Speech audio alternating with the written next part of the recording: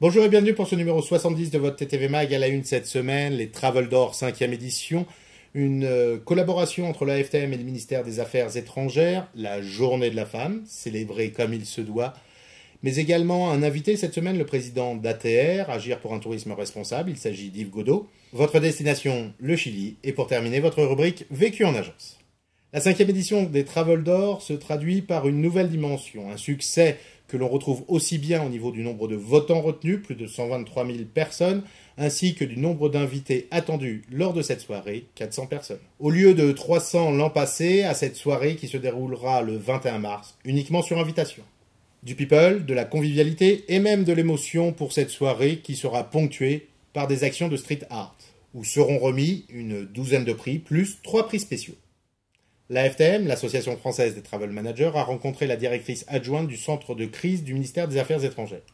Cette réunion de travail a permis de jeter des bases pour une collaboration sur le long terme afin de mieux cerner les problématiques liées à la sécurité du transport et de l'organisation du transport des voyageurs d'affaires. Les deux structures vont donc organiser conjointement une série de rencontres pour renforcer l'information à destination des travel managers en matière de sécurité des déplacements professionnels. Le 8 mars, Journée de la femme, revêt une dimension particulière dans le secteur du tourisme et des loisirs. L'Association des femmes du tourisme célèbre à cette occasion l'ensemble des professionnels. Nous vous invitons à retrouver dans notre newsletter ainsi que sur le site Tourisme TV les premiers entretiens réalisés à l'occasion de la remise des trophées de cette association. Le trophée a été remis à Diana Hounslow, la directrice de l'ARDT du Pas-de-Calais. Bonjour, soyez la bienvenue sur Tourisme TV. Quelle est votre première réaction après avoir reçu ce prix ? C'est extraordinaire, on est vraiment très fiers. On était loin de penser qu'on avait des chances de gagner au moment où on est entré dans le concours. Et franchement, on est ravis parce qu'en plus, la concurrence était rude et ça met d'autant plus de valeur à notre prix. Ce fut pour nous également l'occasion de rencontrer Françoise Gris, la directrice générale du groupe Pierre et Vacances Center Park. Madame, bonjour. Que représente ce trophée pour vous ? Écoutez, moi je trouve cette initiative tout à fait remarquable. J'ai depuis très longtemps un combat pour les femmes dans l'entreprise.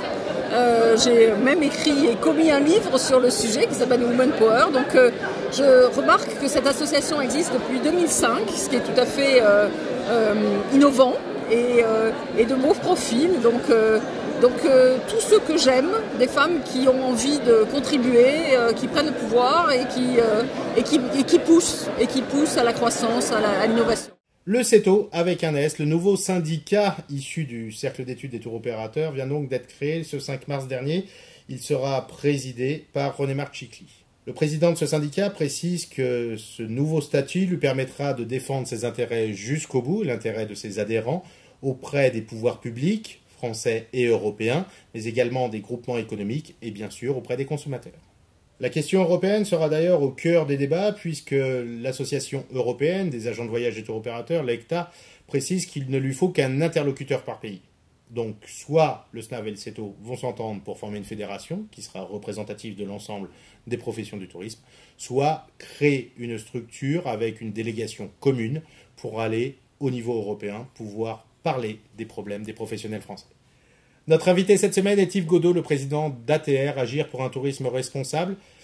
Yves, bonjour, bienvenue sur Tourisme TV. Mais entre nous, les problèmes de terminologie qui se posent aujourd'hui sur les thématiques que vous traitez, que ce soit le durable, l'équitable, l'éthique ou le responsable, ne rendent-elles pas les choses difficilement compréhensibles ?